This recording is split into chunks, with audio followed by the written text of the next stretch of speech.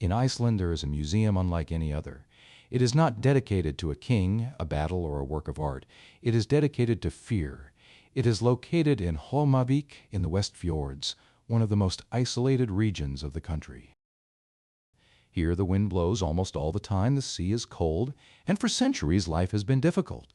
In a place like this, it is not strange that people believed in magic for a long time. What is surprising is how real that fear became.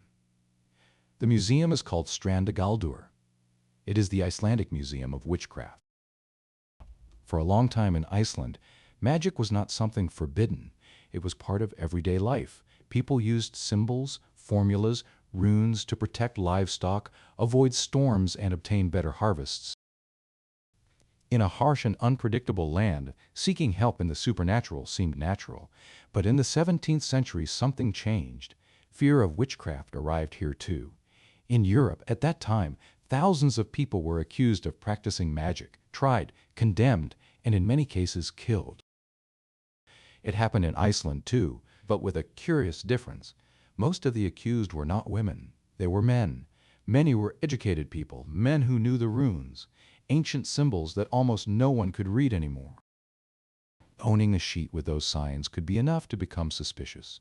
In 1625, a man named Jon Rognvaldsson was sentenced to death for this, not for something he had done, but for something he knew. In small and isolated communities where everyone knew each other, it took little to become suspicious. Strandagaldur tells this story, not only with books or documents, but with objects. Entering the museum does not feel like visiting a simple exhibition. Many objects are reconstructions, but the atmosphere is real. It feels like stepping into the fears of another era. In the museum, you can see runes carved in wood, talismans, skulls, strange figures. Among the most disturbing are the nabrok.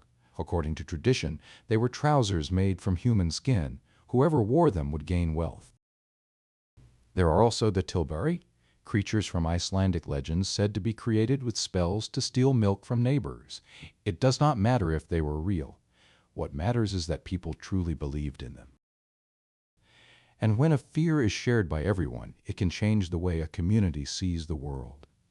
Strandagaldur is not a museum about magic. It is a museum about what happens when people cannot explain what they see. Storms, illness, misfortune, something had to be the cause. And so, sometimes, it was enough to be different, to know something ancient, or simply to be in the wrong place.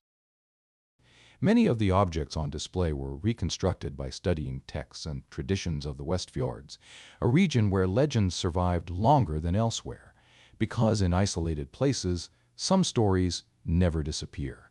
They remain, they change shape, but they never completely vanish. Today, visiting this museum feels strange, not because magic is frightening, but because it is frightening to realize how easily people can fear it. And maybe this is why Strandagaldur leaves such a strong impression. It does not speak only about the past. It speaks about something that still exists. The need to find explanations, even when we do not really know what we are looking at. Would you visit a museum like this? Or would you rather not know what people can believe when they are afraid?